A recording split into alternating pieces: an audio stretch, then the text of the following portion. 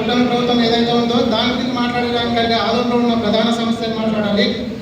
మన ఆదోన్ ఎమ్మెల్యే ఎవరైతే ఉన్నారో పార్థసారథి గారు చాలా సమస్యలపైన నెగ్లెక్ట్గానే ఉన్నారు. ఇప్పుడు వరకు ఏ సమస్య తీర్చింది లేదు.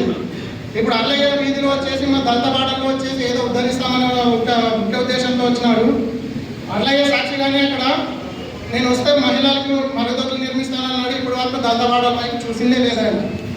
ఇంకో విషయం ఏమంటే ప్రధాన సమస్య మాజీ ఎమ్మెల్యే గారు సాయి ప్రసాద్ రెడ్డి గారు వచ్చేసి మన మెడికల్ కాలేజ్ అయితే తెచ్చినారు.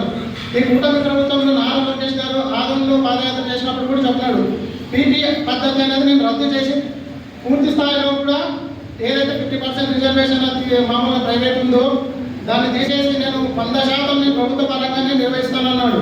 అది కూడా ఆమె కూడా కూటమి ప్రభుత్వం తుంగలో దొరికింది. అలాగే ఆదంలో వర్షాలు వస్తే ఎలా ఉంటుందో పరిస్థితి మొన్ననే చూసాం. అక్కడ రెవెన్యూ డిపార్ట్మెంట్ అక్కడే ఉంటుంది, కోర్టు అక్కడే ఉంది, మామూలుగా అంత గలీజ్ ఉంది. ఏ నాయకుడు కూడా ఏ మున్సిపల్ కమిషనర్ గారు కూడా పోయి అక్కడ శుభ్రపరిచింది లేదు. అలాగే తాగునీటి సమస్య అలాగే ఉంది. మామూలుగా మనకు బసాపురం కాలంలో కూడా ఇంతవరకు